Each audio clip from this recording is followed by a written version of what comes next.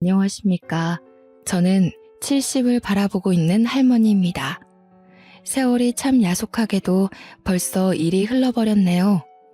정말 바쁘게 살다 보니까 제 인생에 굴곡이 일이 많았는지 모르고 지냈는데 여유가 생겨서 뒤를 돌아보니 참 험난하게도 살았다 싶습니다. 마음에 쌓아두고 살자니 가슴이 영 답답한 것이 어딘가에 속 시원히 털어놓고 싶어서 이렇게 독수리 타자로 한자 한자 글을 써내려갑니다. 요즘은 라디오나 TV가 아니어도 이렇게 개개인의 편을 받아주는 곳이 있어서 얼마나 힘이 나는지 모르겠네요. 그럼 조금 서툰 글솜씨로 이야기를 시작해 보도록 하겠습니다. 저에게는 아주 똑똑한 딸이 하나 있습니다. 세상 물정은 하나도 모르지만 공부머리만큼은 정말 좋은 딸이었어요. 난다긴다 하는 교육구 동네에서 살았던 것도 아니고 유학은커녕 사교육 한번 제대로 시켜보지 못한 딸이었습니다. 돈이 없었던 것도 아니었는데 참 쓸 줄 모르고 품에 꼭 끌어안고만 살았던 터라 딸이 편히 공부할 수 있도록 지원도 못해줬네요. 하지만 우리 딸은 그런 와중에도 늘 전교 1등을 하던 아이였습니다. 단 한 가지, 공부머리만 좋았던 딸이 친구들이나 사회에서 상처를 받고 돌아올까 걱정이 참 많이 되었습니다. 성격 자체가 조금 소심하기도 하고 은둔형인 딸은 친구도 별로 없고 공부를 제외한 다른 일에 똑부러지게 행동하지 못했거든요. 당연히 나이가 차도록 연애 한번 못해보고 살았습니다. 우리 딸은 대한민국에서 내노라 하는 명문대학을 장학금까지 받으면서 다녔습니다. 학비 지원 하나 못해줄 형편도 아니었지만 정말 코피를 쏟아가면서 열심히 공부를 해서 이뤄낸 성과였죠. 하지만 학교에서도 친구 하나 없이 지내는 것 같았습니다. 이야기를 들어보면 친구들과 술을 마신다던가 밥을 먹었다는 소리 하나 없이 매일같이 도서관에서 몇 시간을 공부했다는 이야기뿐이었거든요. 그런 우리 딸이 취업 하나는 또 기가 막히게 했습니다. 외국 계열의 제약회사 연구원으로 들어가서 일을 하게 되었거든요. 신약 개발에 투입되어 성공적인 결과를 낸 덕분에 성과금도 엄청 많이 받고 나이는 어리지만 능력 또한 인정받게 되었습니다. 이 회사도 저 회사도 딸에게 언제든지 넘어오라며 연봉을 원하는 만큼 맞춰줄 수 있다고 했습니다. 딸은 신약 개발을 하는 것도 좋지만 하고 싶은 공부를 마음껏 할 수 있는 지금 회사가 참으로 마음에 든다고 했죠. 어릴 때부터 뚝심 있게 공부를 하더니 커서도 공부에 매진하는 모습이 참 한편으로는 예쁘면서도 걱정이 되기도 했습니다. 점점 나이는 30대에 가까워지는데 우리 딸은 연애 한번 못 해봤으니까요. 남편과 저는 남몰래 선짜리라도 주선해야 하나 걱정이 참 많았답니다. 도통 남자에 관심이 없으니 혹시나 취향이 조금 남다른가 하는 생각도 했습니다. 남편은 술을 진탕 먹고 한번 물어보자고 열린 마음으로 받아줄 수 있다는 이야기까지 했습니다만 저는 아닐 거라 굳게 믿었죠. 하루는 남편이 혹시나 싶어 넌지시 물어보니 딸이 기겁을 하면서 아직 남자를 만나고 싶은 마음이 없었을 뿐이라고 단칼에 의심을 잘라냈습니다. 그 뒤로는 정말 남편과 저는 매일같이 기도를 드리며 딸에게 좋은 짝지가 나타나길 기다렸어요. 하지만 하늘도 무심하시지. 그런 기도가 무색하게 남편이 큰 병을 얻고 말았습니다. 남편이 췌장암에 걸리고 말았어요. 췌장암이라는 게 증상이 워낙 늦게 나타나기도 하고 쉽게 알아차리기 어려운 곳에 자리를 잡다 보니 항암 치료도 이미 늦은 단계에서 발견이 되었습니다. 저는 정말 좌절했고 딸아이 또한 한동안 충격에 쌓여 헤어나오질 못하는 수준이었습니다. 남편만 덤덤하게 제 손을 잡고 임자, 이제 내가 가려나 봐. 우리 딸 꼭 좋은 자리에 시집 보내고 내가 손 못 잡아줘서 미안해 하며 눈을 감았습니다. 딸과 저는 부둥켜 안고 얼마나 울었는지 모르겠어요. 화장터에 도착해서 남편을 태우는데도 이게 꿈인지 생시인지 구별이 가지 않을 만큼 현실감이 없었습니다. 정막이 쌓인 집에서 저는 남편의 온기를 찾아 며칠을 헤매곤 했습니다. 딸은 그런 저를 일으켜 세워준 하나뿐인 가족이었습니다. 남편이 죽고 나서 딸은 더욱 연구에 매진하기 시작했어요. 집에 돌아오지 않는 날이 적지 않을 만큼 회사 연구실에서 먹고 자며 일을 했습니다. 그 이유는 췌장암을 빨리 알아차릴 수 있는 검진 키트를 만들고 싶어서였습니다. 저는 그런 우리 딸의 마음을 너무나도 잘 알기에 말리지 못했습니다. 그렇게라도 해서 아버지의 마지막을 곱게 마무리하고 싶었기 때문일 테니까요. 다행히도 남편은 저에게 마지막 선물처럼 보험금을 남겨주고 떠났습니다. 처음에 보험회사에서 금액을 듣고 통장을 수령했을 때는 선물이라고 생각했는데 시간이 흐르고 나니 짐덩이 같더군요. 남편의 목숨값인데 이걸 어떻게 쓰나 싶어서 그랬습니다. 그렇게 딸과 저는 서로를 의지하며 점차 마음의 안정을 찾았고 처음에는 온기가 사라진 집에 슴슴한 온기를 불어넣었습니다. 몇 년의 세월이 더 흐르고 딸아이가 35살이 되었을 때 비로소 저에게 결혼을 하고 싶다며 남자를 소개시켜 주었습니다. 저는 정말 깜짝 놀라고 말았죠.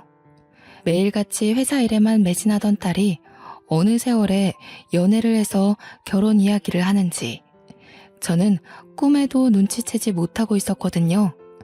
저는 무척이나 긴장하며 예비 사위를 기다렸습니다. 진중하고 소심한 우리 딸이 어떤 남자를 내 눈앞에 데려올까 너무너무 궁금해서 그 전날엔 잠도 제대로 들지 못할 정도였습니다. 그렇게 딸이 데려온 남자의 첫인상은 다시 생각해도 참 별로였습니다.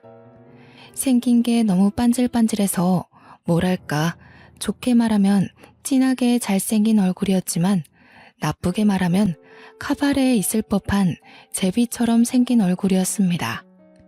생긴 걸로 판단하면 안 된다고 하지만 첫인상부터 편견을 가지게 만드는 그런 외모였습니다. 옷도 단정치 못하고 조금 과하게 삐까뻔쩍한 반질반질한 실크 셔츠 같은 걸 입었는데 색도 어찌나 화려한지 정말 딱 보기에 딸과 어울리지 않았죠. 공부밖에 모르고 살았던 우리 딸과는 결이 다른 모습이랄까요? 저는 무척이나 걱정이 되었습니다. 딸의 눈이 정말 하트로 변해 있는 게 멀리서 봐도 느껴지는 정도였는데 예비 사위에게서 그런 느낌이 전혀 나지 않았거든요. 저는 조심스레 두 사람의 만남이 어디서부터 시작된 건지 슬쩍 물어보았습니다. 그러자 딸이 아주 수줍어하면서 이야기를 하는데 예비 사위가 무명 생활이 조금 긴 모델이라고 하더라고요. 연구원인 딸과는 전혀 접점이 없는 직업이라 저는 예비 사위가 사기꾼 같다는 생각을 지울 수가 없었습니다. 그러면서 딸이 저에게 몇 년 전에 만들었던 신약이 풀리면서 예비 사위가 지명 광고의 모델로 발탁이 되었고 촬영장에 놀러 갔다가 인연이 닿았다고 했습니다. 제가 유명한 모델이냐고 되물으니 그건 아니라고 손사래를 치더군요. 지명 광고라는 것도 TV나 그런 곳에 나오는 게 아니라 신문 광고에 작게 얼굴이 실리는 수준이라고 했습니다. 그러니까 전혀 유명세와는 거리가 멀고 돈도 제대로 벌 수 있는 사람인지 의심이 가는 수준이었다는 말입니다. 제가 딸에게 슬쩍 모델 일을 하면 벌이가 되나 하고 떠보니 딸이 웃으면서 돈은 자기가 잘 버는데 뭐가 문제냐고 하더라고요. 제 속이 콱 막힌 듯한 기분이 들었지만 남편이 죽고 최근 몇 년 동안 딸이 이리 환히 웃는 모습을 본 적이 없었기에 목구멍에서 말이 막히더라고요. 그냥 예비 사위가 매너가 좋고 연애에 대해 전혀 모르는 쑥맥인 딸을 잘 이끌어주는 사람이라고 했습니다. 그 말을 하면서 서로 마주보고 웃는데 제가 어찌 반대하겠나 싶더라고요. 두 사람은 서로를 반려자라고 생각하는 것 같은데 제가 끼어들 틈이 전혀 보이지 않았습니다. 딸은 자기가 연애를 안 해봐서 연애에 대해 잘 모르는 부분을 예비 사위가 잘 알려준다고 이야기를 덧붙였습니다. 저는 속으로 생각했죠. 연애에 뭘 알려줄 게 있나? 그냥 마음 가는 대로 살면 되지. 라고요. 둘이 결혼을 하겠다고 했으니 저도 심도 깊은 질문들을 이어갔습니다. 부모님은 뭘 하시는지, 학교는 어디까지 나왔는지. 그런데 그 질문조차 딸이 계속 가로채더라고요. 저는 답답했지만 오죽 좋으면 저러나 싶었습니다. 한 가지 마음에 걸리는 게 신약 제품 광고를 찍다가 알게 된 사이라고 했는데 그 신약이 개발은 몇 년 전에 되었지만 임상 실험을 계속 거치면서 유통까지는 시간이 꽤 흐른 뒤에 됐거든요. 그러니까 한마디로 시중에 그 제품이 풀린 지 몇 개월 안 됐다는 말입니다. 그래서 정확한 연애 기간이 얼마나 되었는가 하고 물어보니 딱 3개월 됐다고 하더라고요. 그래서 이때다 싶어서 제가 말을 했죠. 고작 3개월 만났는데 벌써부터 결혼 이야기를 하고 있냐고요. 선자리에서 만나 서로의 조건을 보고 결혼을 하는 것도 아니고 연애 결혼인데 3개월 만에 하는 건 아닌 것 같다고 했습니다. 그러자 딸이 울상을 하면서 이 사람이 아니면 자기 평생 결혼 못할 것 같다고 저한테 애원을 하더군요. 하지만 저는 의견을 굽힐 생각이 없었습니다. 제가 조금 더 고민을 해보자 아직은 시기가 이르다. 적어도 1년은 만나봐야지 않겠니 했더니 예비 사위가 저한테 웃으면서 자신 있게 이야기를 했습니다. 장모님, 걱정하지 마세요. 제가 내조를 잘할게요. 라고요. 내조라니 정말 제 딸의 고생길이 훤히 열리는 듯한 느낌이 들었습니다. 그 만남 이후로 저는 머리를 싸매고 누웠습니다. 결혼 결사 반대를 외치면서 말이죠. 하지만 우리 딸도 고집이 만만치 않은 녀석이거든요. 제 아비를 닮아서 그런 건지 한번 뚝심 있게 마음을 정하면 절대로 뒤를 돌아보지 않는 성격이다 이 말입니다. 딸도 저와 같이 들어 누워 버렸습니다. 밥도 먹지 않고 꼼짝도 않고 결혼하겠다고 저에게 소리 없는 아우성을 치기 시작한 거죠. 그런데 예비 사위가 지극정성으로 딸을 챙기기 시작하는 겁니다. 수시로 집에 찾아와서 먹지 않겠다는 딸을 달래 죽을 한 숟갈이라도 떠먹이고 제 눈치를 보면서 딸의 수발을 들었습니다.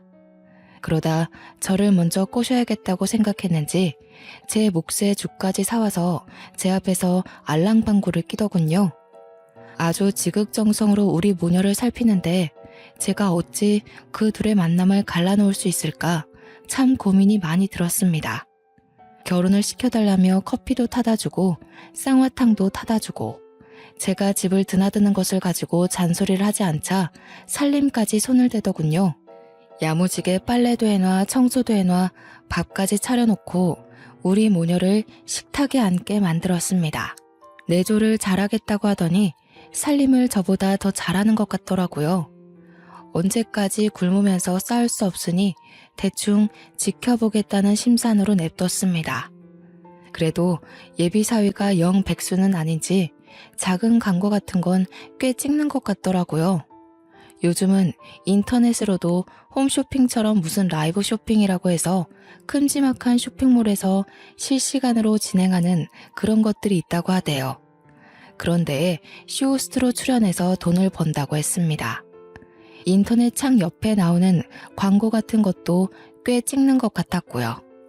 수입이 적을 때도 있지만 그래도 200만 원 정도는 벌어들인다고 했습니다. 우리 딸 월급과 비교하면 정말 소액이긴 하지만 그래도 둘이 좋다고 하니까 제 마음도 슬슬 딸의 의견 쪽으로 기울고 있었습니다. 저의 반대에도 불구하고 처음 인사한 그날부터 3개월이 더 흐른 시점까지도 둘이 죽고 못하는 정도로 좋아하더군요. 그 3개월 동안 매일같이 틈틈이 집으로 찾아와 살림을 도맡아 하는 예비 사위를 보고 나쁜 놈은 아닌 것 같다는 생각이 들었습니다. 결국 제가 두 손 두 발 다 들고 항복을 하고 말았습니다. 그때라도 단칼에 잘랐어야 했는데 참. 사람이 시간이 지나고 나니 후회만 잔뜩 남네요. 허락을 한 이후 둘은 아주 급하게 결혼 준비를 시작했습니다. 시간도 많은데 천천히 하라고 했지만 둘은 하루라도 빨리 붙어 살고 싶다면서 순서와 상관없이 마구마구 준비를 하더군요. 결혼식이라는 게 인생의 참 큰 행사 중에 하나잖아요. 하나뿐인 딸 정말 성대하게 삐까뻔쩍하게 결혼식을 치러주고 싶었는데 이놈들이 글쎄 스몰 웨딩을 하겠다는 겁니다. 그래서 제가 우리 집 개혼인데 어째서 스몰 웨딩을 하려고 하느냐, 큰 호텔 결혼식을 했으면 좋겠다 했더니 쭈뼛거리면서 사실을 말하더군요. 예비사위가 모델 일을 한다고 했지 않습니까? 또 그깟 작은 일을 하는 와중에도 소속사가 따로 있었나 봅니다. 결혼을 하면 안 되는 조항이 있다면서 소속사 몰래 결혼을 하는 거라 알려지면 안 된다는 겁니다. 그래서 크게 결혼식을 할 수 없고 정말 작게 친척과 친구 몇 명만 불러다가 스몰 웨딩을 하겠대요. 저는 딸에게 직장 동료들이며 대학 친구들이며 모두 초대해서 결혼할 거 아니냐고 했더니 고개를 절레절레 젓더라고요. 자기는 회사 동료들과 친하지 않고 대학 친구들은 얼굴도 기억이 안 나는 수준이라면서요. 어차피 올 사람도 없는데 결혼식 크게 해봤자 돈만 땅에 버리는 느낌이 들 것 같다고 했습니다. 결혼식도 따로 하고 싶지 않고 혼인신고만 하고 살았는데 제 체면을 생각해서 하는 거라고 하더군요. 정말 머리가 지끈거리는 게 당장이라도 물으라고 하고 싶었지만 둘이 좋아서 뜻이 맞아서 하겠다는데 제가 어찌 참견을 더하겠습니까? 그냥 딸이고 사위고 알아서 하라고 놔둘 수밖에 없었습니다. 물론 그 두 사람이 논리적으로 저를 설득한 것도 한몫했죠. 뜨미지근하게 허락은 했지만 속이 상하는 건 어쩔 수 없더라고요. 풍성한 웨딩드레스를 입고 버진로드를 걸어갈 딸을 생각했는데 고작 작은 펜션 같은 걸 빌려서 스몰 웨딩을 한다니까 저도 모르게 궁시렁거리는 소리들이 계속 나오더군요. 그랬더니 사위가 갑자기 저한테 버럭하면서 짜증을 내더라고요. 장모님, 제가 계약 위반에 걸려서 위약금이라도 물어야 속이 시원하시겠어요? 아니, 내가 내 딸 결혼식에 아쉬운 소리도 못하니? 저도 지지 않고 사위에게 한마디 했더니 또 화를 씩씩 삼키더군요. 그러면서 저한테 자기도 딸에게 예쁜 드레스 입혀서 결혼하고 싶었다고, 하지만 상황이 여의치 않으니 어쩔 수 없지 않냐고 변명을 하더군요. 누가 뭐라고 그랬나요? 제 속이 시끄러운 걸 입 밖으로 꺼내고 싶은 걸 꺼냈을 뿐인데 저에게 남은 가족이라고는 딸 하나뿐인데 사위가 저한테 짜증을 내니 조금 서러운 마음이 들었습니다. 그 와중에 우리 딸은 사위 편을 들고 있더라고요. 지들끼리 알아서 이야기 다 끝냈는데 계속 궁시렁거리면 지들 속은 어떻겠냐고 하면서요. 제가 여태 뿌린 축의금만 해도 얼만데 속 편하게 저런 소리 하고 있으니 참 세상 물정 모르는 것들끼리 잘도 만났구나 싶었습니다. 아무튼 그날 이후 정말 간단하게 스몰 웨딩을 했습니다. 준비한 것들이 너무 없어서 결혼식에 초대된 친척들에게 민망할 정도였지만 그들도 제 속이 시끄러운 걸 이해하는지 아무 소리 않고 축의금을 주더군요. 나중에 따로 밥이라도 대접해야 할 것 같은 결혼식 분위기를 어떻게든 이겨내고 딸과 사위를 신혼여행길로 보냈습니다. 적적하게 혼자 남아 집에 있으니 참 그동안 딸을 키웠던 30여 년의 세월이 주마등처럼 스쳐가더라고요. 남편이 있었다면 이런 스몰 웨딩은 하지 않았을 텐데 하는 생각도 들고요. 신혼여행에서 돌아온 딸은 혼인신고를 마치고 신혼집으로 들어갔습니다. 딸이 모아둔 돈이 꽤 있었지만 돈을 오롯이 신혼집 구하는 데 사용하는 것을 제가 반대했습니다. 딸이 얼마나 힘들게 고생해서 번 돈인지 잘 알고 있었고 괜히 사위는 뭣도 해오지 않는 마당에 딸 혼자서 그 큰 집값을 감당해야 할 필요를 못 느꼈기 때문이었습니다. 남편이 남겨준 보험금으로 노후를 위해 사두었던 아파트의 전세 계약이 끝날 시점이 되어서 그 집으로 딸을 들여보냈습니다. 그리고는 그냥 전세 계약 해준 거라고 대충 말을 해놨었는데 사돈어른이 등기부 등본이라도 떼본 건지 입주하는 날 저에게 전화를 하셨더군요. 아니 사돈, 그 집 전세 계약 해준 거래서 그냥 돈 좀 보태주신 줄 알았더니 사돈 명이더라고요. 예, 그건 어찌 하셨는지. 무슨 문제가 있나요? 아니요. 혹시라도 집 해주셨다고 우리 아들 기죽이시는 건 아닌가 싶어서요. 요즘 반반 결혼이 추세하고 하잖아요. 이왕 집은 사돈이 해주셨으니까 명이라도 반반 해주시는 건 어때요? 그 집은 제 노후 자산입니다. 언제까지 아이들 살게 놔둘 집도 아니고 사위가 성공해서 지들도 좋은 동네로 이사 가야죠. 제가 딱 잘라 거절을 하면서 은근히 사위 보고 돈 많이 벌어오라 해라는 식으로 말하자 사돈이 황급히 전화를 끊었습니다. 끊긴 전화를 내려다보는데 반반 결혼 운운하면서 반반은 하나도 한 것 없이 명의만 뚝 잘라 떼달라고 하니까 화가 나더라고요. 그 길로 사위에게 전화를 걸어서 한 소리 했습니다.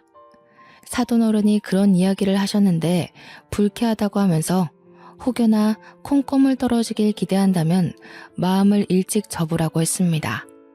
저는 그 집을 딸에게 평생 살 집으로 넘길 생각이 없었어요.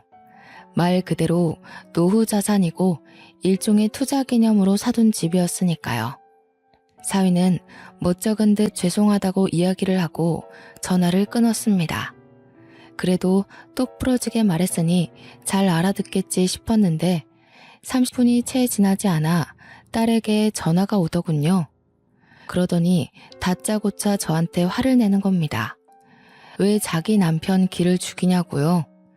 제가 도대체 언제 기를 죽였다는 건지 기가 막히고 코가 막혔습니다. 그러면 나한테 명의 반반해달라고 이야기하는 건 기를 살리는 말이냐고 했더니 딸이 입을 꾹 다물더라고요.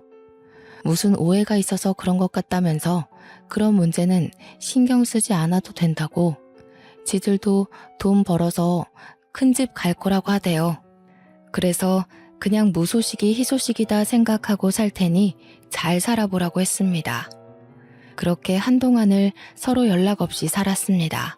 저도 제 나름대로의 사교 활동을 하느라 바빴고 딸은 신약 연구 프로젝트에 참여하게 되어 매일 야근을 한다고 했습니다. 배양하는 세포가 10시간 이상을 살 수가 없어서 자꾸 지켜봐야 한다 어쩐다 했는데 어려운 분야라 그런지 알아듣질 못하겠더군요. 그런데 제가 친구들을 만나러 나갔다가 지독한 독감이라도 옮은 것인지 그날 저녁부터 몸이 으슬으슬 아프기 시작했습니다. 아침에 눈을 떴는데 열이 39도까지 오르더라고요. 그래서 동네 병원으로 가서 독감 검사를 해야겠다 싶어 옷을 주섬주섬 입는데 머리가 핑핑 돌아서 도무지 움직이지를 못하겠는 겁니다. 딸이 분가하기 전이었다면 분명 약이며 뭐며 일일이 다 챙겨주고 있을 텐데 결혼해서 나가서 사니까 저를 챙겨줄 사람이 하나 없더군요. 그럴 때면 정말 일찍 절두고 떠나버린 남편이 야속하게만 느껴졌습니다. 딸은 새 프로젝트 때문에 바쁘다고 했으니 저를 병원까지 데려다 줄 사람은 사위 하나밖에 없었습니다. 그래서 제가 사위에게 덜덜 떨리는 손을 부여잡고 전화를 걸었습니다. 신호가 한참을 가는데도 받지 않더군요. 그러다 포기하고 전화를 끊을 때쯤 사위가 전화를 받더니 저한테 와다다다 자기 할 말을 쏟아내더군요. 장모님, 제가 결혼한 거 업계에는 비밀이라고 했잖아요. 이렇게 갑자기 전화부터 하시면 제가 곤란하거든요. 제가 결혼한 거 절대로 들키면 안 되니까 앞으로 먼저 전화하지 마세요. 아니 이서방, 지금 그게 나한테 할 소리인가? 용건이 있으시면 문자 메시지 남겨두시면 되잖아요. 그럼 제가 틈날 때 전화를 드릴게요. 제가 위약금 물게 되면 그거 장모님이 내주실 거예요? 아니잖아요. 저 지금 촬영 들어가야 하거든요. 나중에 다시 이야기해요. 그러더니 전화를 뚝 끊어버리는 게 아니겠어요. 아픈 와중에도 제 할 말은 하겠다고 서운한 티를 팍팍 냈는데 사위는 한숨을 내쉬면서 바쁘다고 끊어버렸습니다. 잘 나가는 모델이면 또 몰라도 고작 인터넷 광고 몇 개 찍은 걸로 저런 생색을 내니 어이가 없을 뿐이었죠. 이 와중에 열은 계속 오르고 정신은 몽롱해지고 결국 쓰러지기 일보 직전에서야 119에 전화를 걸었습니다. 현관문까지 열었던 것은 기억이 나는데 그 뒤로는 아무것도 기억나지 않더군요. 고열에 정신을 놓아버리고 말았던 것이었어요. 결국 병원 측에서 딸에게 연락이 간 것인지 딸이 병원으로 찾아왔습니다.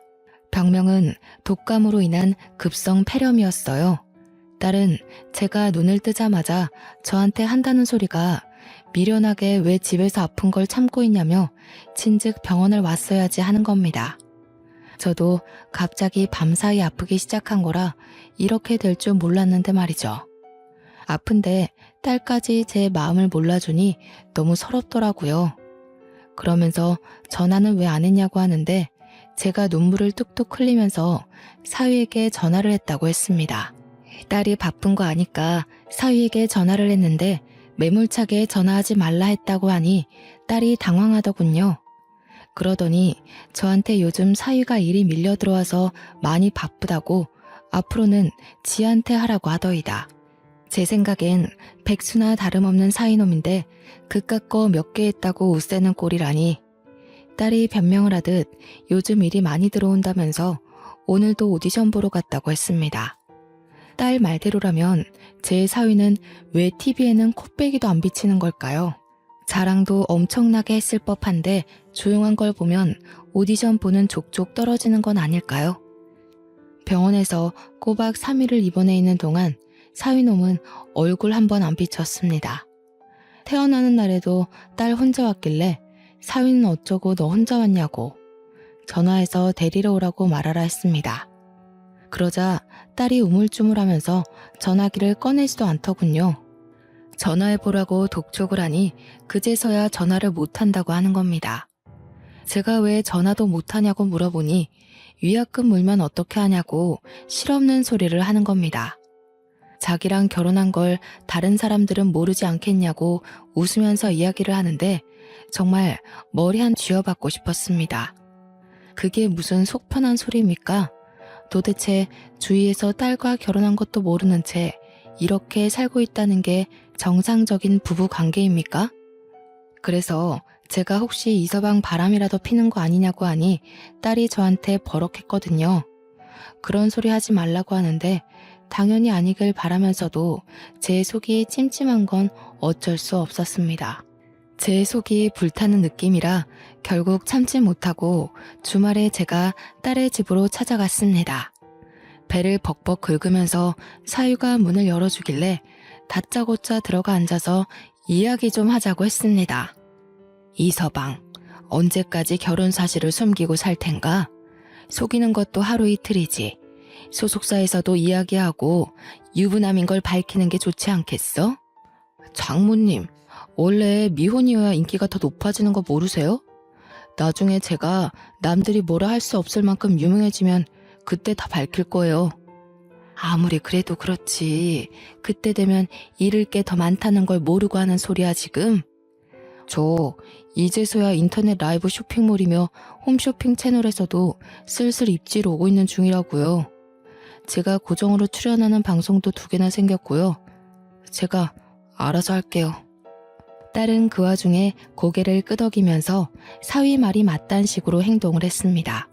제 속이 얼마나 섭섭하고 그랬겠어요. 이대로 가다가는 딸과의 관계마저도 틀어질 것 같다는 생각이 번뜩 들었습니다. 너무나도 서운해서 더는 말도 섞고 싶지 않았기에 저는 딸에게 답답해서 못 보겠다고 이야기를 했습니다. 내가 도무지 너네 하는 꼬라지가 이해가 안 가고 답답해서 안 되겠다. 우리 그냥 서로 무소식이 희소식이다 생각하고 얼굴 보지 말고 지내자. 제가 칼같이 자르고 뒤를 돌아서니 딸이 엄마 이대로 가면 어떡해 하며 저를 부르더군요. 하지만 그냥 무시한 채 흘러내리는 눈물을 대충 닦고서는 집으로 돌아왔습니다. 그렇게 한 3일을 내가 지를 어떻게 키웠는데 하며 가슴을 퍽퍽 치며 울었던 것 같네요. 하지만 딸도 그날 이후 저에게 따로 연락을 하지 않았습니다. 당연히 간이고 쓸개고 다 빼줄 것처럼 굴었던 사위놈도 저에게 연락을 하지 않았고요. 제 사정을 하는 친구들이 저를 불러내어 좋은 거 많이 먹고 구경도 하자며 저를 위로해 주었습니다. 덕분에 친구들과 목포 여행도 가고 부산 여행도 가고 하면서 마음에 많은 안정을 취하게 되었습니다. 그렇게 1년이라는 시간이 지나는 동안 명절에도 제 생일에도 딸네 부부는 연락 한 통 없었습니다. 물론 저도 딸 생일이나 사위 생일에 먼저 연락을 하지 않았으니 쌤쌤이라고 해도 무방하겠네요. 찾아오지도 않고 그 흔한 문자 한 통 없으니 가슴이 아리고 쓰리고 했지만 없는 셈 치고 살자고 마음을 먹었습니다. 간간히 그리운 마음도 들었지만 연락해봐야 제 속만 아프지 않겠습니까? 걷어낼 수 있을 때에는 가차없이 걷어놔야겠지요. 1년이 지난 어느 날 무심코 일일 드라마를 보다가 TV 채널을 돌렸는데 사위가 광고에 떡하니 나오지 않겠습니까? 보니까 무슨 노래 경영 프로그램 광고였는데 거기에 출연을 하는 모양인지 사위 얼굴이 떡하니 잡히더군요. 약간 반가운 마음도 들고 그래서 이제는 TV에 나올 만큼 성공했구나 싶어서 용기를 내어 딸에게 전화를 걸었습니다. 그런데 딸이 제 전화를 받지 않더군요. 일이 많이 바쁜가 싶어서 부재중 연락이 온 것을 보면 저에게 연락을 하겠지 싶어서 기다렸습니다. 하지만 밤 12시가 되도록 딸에게 연락이 없었습니다. 그때부터 제 가슴이 콩닥콩닥 뛰더니 불안한 마음이 자꾸 들더군요. 그래서 늦은 밤이지만 사위에게 연락을 해봐야겠다 싶어서 전화를 걸었습니다. 금방 사위가 받아서 여보세요 하길래 나일세 하고 받았더니 누구세요? 이러는 게 아니겠습니까? 제 번호도 저장을 안 해둔 건지 아니면 지워버린 건지 제가 누군지 모르는 눈치였습니다. 제가 한숨을 푹 쉬면서 자네 장모일세 하니까 갑자기 목소리가 싹 바뀌더니 왜 전화하셨어요? 하고 대묻더라고요. 자네 TV 광고에 나온 거 보고 전화했네. 이제는 TV에도 나오고 돈은 좀 벌었는가? 자네가 그렇게 말하던 유명한 사람이 되었으니 이제 우리 딸이랑 결혼한 것도 다 밝혔나 싶어서 전화해봤네. 그러니 사위가 나지막하게 작은 목소리로 저에게 대꾸를 했습니다. 제가 미쳤어요? 결혼했다고 이야기를 하고 다니게? 그건 그렇고 딸이랑 연락도 한 통 안 하고 사시나 봐요, 여전히? 그게 무슨 소린가 자네. 뚱딴지 같은 소리를 하고 있어. 같이 사니까 잘 알 거 아닌가. 지난 1년 동안 서로 연락은커녕 얼굴도 안 보고 살았다는 걸. 모르셨어요? 저희 별거 한 지 꽤 됐는데. 그러더니 저한테 딸한테 이야기 마저 들으세요 하고 전화를 뚝 끊어버리는 게 아니겠어요? 밤 12시고 나발이고 너무 놀라서 저는 딸의 집으로 찾아갔습니다. 별거 중이라니 도대체 그동안 무슨 일이 있었던 건지 딸의 얼굴을 직접 보고 이야기를 들어야 속이 시원할 것 같았습니다. 그런데 배를 한참 누르자 현관문을 열고 떡하니 나오는 것이 딸이 아니라 사위이지 뭡니까? 제가 너무 놀라서 자네가 왜 여기서 나와? 하고 물어보니 어리둥절한 얼굴로 왜요? 하고 묻는 겁니다. 왜요? 아니 우리 딸 집에서 왜 자네가 나오냐니까. 별거 중이라며. 짐 싸서 나간 게 장모님 딸이에요.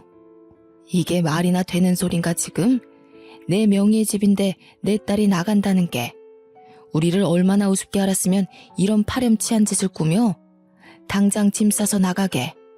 제가 소리를 버럭버럭 지르면서 화를 내자 사위의 얼굴이 약간 구겨졌어요. 그런데 그 뒤에서 어떤 여자가 갑자기 자기야 누구야? 하는 소리로 사위에게 말을 거는 거 아니겠어요. 저는 놀래서 눈이 동그랗게 변했고 사위는 골치 아픈 일이 생겼다는 얼굴로 뒤를 돌아봤습니다. 자기야? 이 미친놈이 바람까지 피고 앉았어? 내 집에서 상간녀랑 함께 지내고 있단 말이야? 내가 누군지 궁금하시오? 내가 이 버러지 같은 놈 장모 되는 사람이오. 장모요? 무슨 소리야 자기야? 자기 유부남이었어? 여자친구 없다며. 그러자 사위가 막 횡설수설하면서 변명을 시작하는데 듣기에도 말도 안 되는 말들만 내뱉고 있었습니다. 상간녀가 씩씩거리면서 사위의 뺨을 확 내리치는데 얼굴이 돌아갈 정도로 세게 때리더라고요. 그러자 사위가 씩씩거리면서 상간녀에게 내일 촬영 있는데 얼굴을 때리면 어떡해 이러면서 둘이 싸우기 시작하는 겁니다. 둘이 서로 욕을 내뱉으면서 네가 괜히 내가 괜히 하면서 싸우는데 머리가 지끈거리더군요. 도대체 우리 딸은 어디서 뭘 하고 있는지 걱정도 되고요. 둘 다 시끄러워. 싸우려면 내 집에서 나가서 싸워. 내일 날 밝자마자 짐차 불러서 짐 빼게. 그러자 사위가 장모님 오해해요 하면서 갑자기 제 바지가랑이를 붙들고 이야기를 하는데 상간녀라는 여자는 저한테 유부남인 거 진짜 몰랐다고 하면서 도망을 가려고 하더군요. 그 타이밍에 딸에게 전화가 걸려왔어요. 엄마 무슨 일 있어요? 너무 오랜만이죠. 하길래 당장 너 살던 집으로 돌아오라고 하니 말이 없더군요. 사위 이야기 다 들었으니 당장 오라고 하니 20분도 안 되어서 딸아이가 집으로 왔습니다. 둘이 살던 집 근처 원룸을 얻어서 나가 있었다고 하더군요. 이 모질이야. 나가도 저놈이 나가야지 왜 네가 나가고 앉았어? 그러니 딸이 답답하게 저 사람이 원룸 얻을 돈이 어디 있어 이러대요. 제가 딸의 등을 퍽퍽 치면서 그래서 이런 놈이랑 결혼하면 안 된다고 했어 안 했어 하면서 오열을 했습니다. 그러자 딸도 저를 보고 설움이 북받쳤는지 울기 시작했습니다. 딸이 우니 제 가슴이 더 찢어지는 듯한 고통에 휩싸였어요. 저는 앉아서 무릎 꿇고 당장 어디로 이사를 가요? 저 갈 데 없어요 하는 사위의 뺨을 힘껏 내리쳤습니다. 딸도 제 행동에 놀랐고 사위도 놀라서 얼굴을 부여잡더라고요. 내가 자네 바람피는 꼴까지 다 봤는데 자네를 용서해야 할 이유가 있나? 갈 데 없는 건 내가 알 바가 아니니 당장 꺼지게. 내 눈앞에서 당장 꺼져. 그럼 재산분할은 재산분할 해주셔야죠. 자네가 장가 올 때 뭘 들고 왔다고 재산분할을 요구하나? 법대로 하자고. 바람핀 증거며 뭐며 내 눈으로 똑똑히 봤는데 내가 못할 것 같나? 어디 한번 소문 제대로 내보자고. 딸은 바람 폈다는 소리에 그게 다 무슨 소리냐고 벌벌 떨고 있더라고요. 알고 보니 사위가 소속사에서 눈치를 챈 것 같으니 잠시 별거를 하자는 식으로 말해서 딸을 원룸으로 보낸 것이었어요. 그러다가 결혼 소식을 알리니 많이 하는 문제로 딸과 다툼이 자주 있어서 지금은 싸운 상태였다고 했습니다. 그게 전부 사위놈이 바람을 피려고 계략을 짠 것이었죠. 딸은 사위에게 깊은 배신감을 느꼈는지 부들부들 떨었습니다. 제가 소문을 낸다고 하자 사위는 재산 분할도 필요 없다, 조용히 이혼해달라고 했습니다.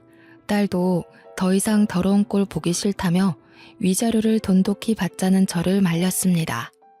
끝까지 정말 사랑해서 그런 건지 모르겠지만 물러 빠진 딸을 보고 저는 가슴을 두어 번 더 쳐야만 했습니다. 저에게 뺨을 대신 때려주어서 고맙다며 앞으로는 실망시키지 않겠다고 하는데 도대체 제가 실망할 일이 뭐가 있겠습니까? 딸의 아픔을 먼저 헤아리지 못한 게 천추의 한이죠. 그렇게 속전속결로 서류까지 잘 정리하고 저는 그 집에서 딸의 짐을 모조리 빼서 저희 집으로 옮기고는 집을 팔아버렸습니다. 어차피 오래 들고 있으려고 했던 집도 아니었고 도무지 찝찝해서 그 집을 가지고 있기 싫었거든요. 그 사이에 시세 차익이 많이 나서 꽤 짭짤하게 부동산 수익을 얻었습니다. 그런데 3개월쯤 지나서 갑자기 모르는 번호로 연락이 오더군요. 바로 사위의 상간녀라는 여자였습니다. 저에게 사위가 자기를 속이고 만난 거나 다름없으니 본인도 피해자라고 위자료를 받아야겠다는 미친 소리를 하지 뭡니까? 저는 경찰서에서 당당하게 만나보자고 했습니다.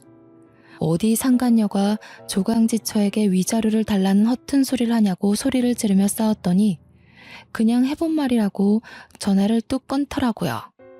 끝까지 미친 것들 아니겠습니까? 통화 녹음본을 들고 변호사도 찾아가고 경찰서도 찾아가 봤는데 뾰족한 수가 없더군요. 그래서 그냥 똥 밟았다고 생각하고 말았습니다.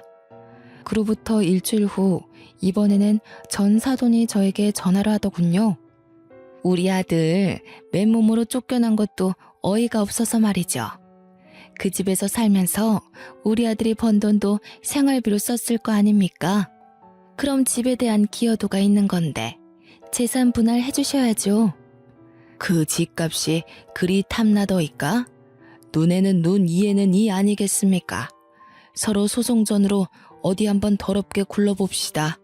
그러자 전 사돈이 제 반응을 예상치 못했는지 어버버 하더라고요. 저는 기분이 너무 더러워서 참을 수 없었습니다. 그 길로 인터넷에 사람들이 가장 많이 본다는 사이트에 줄줄이 글을 올렸습니다. 요즘 TV 광고에 나오는 유명세 타는 모델 XXX가 내 사위였다 하면서 글을 올리고 종편 채널에서 하는 노래 부르는 대회에 나온 캡처본을 올렸죠. 당연히 소문은 급 물살을 타고 기사까지 뜨게 되었습니다. 유명해지면 잃을 게 더 많을 거라던 제 말을 무시했던 사위에게 제대로 파급력을 보여주고 싶었죠. 그 글을 엄청 퍼지고 후속 기사에는 소속사에서도 몰랐다고 계약을 파기하겠다고 하더군요. 그날 저녁에서야 사위와 사돈이 번갈아가며 지들 생각이 짧았다고 제발 글 좀 내려달라고 거짓말이었다고 이야기해달라는데 제가 왜 그래야 합니까? 소속사에서 위약금으로 계약금의 몇 배를 달라고 했다더군요. 얼마나 고소한지. 딸과 저는 마사지까지 받고 와서 둘이 나란히 누워 두 다리 뻗고 잠을 잘 잤습니다. 그 이후로 전 사위는 다시 인터넷 방송을 전전하는 신세가 되었고 수억의 빚을 떠안게 되었다고 했습니다. 이래서 사람이 언제까지 비밀을 숨기고 살 수 없는 거겠죠. 마음도 곱게 쓰고 가진 것보다 더 욕심내면서 살면 안 된다는 걸 깨우쳤길 바랍니다. 서툰 글솜씨로 이렇게 길게 사연을 써서 보내게 되었네요. 추워지는 날씨에 평안한 하루 보내시길 바라면서 제 글은 여기서 마무리하도록 하겠습니다.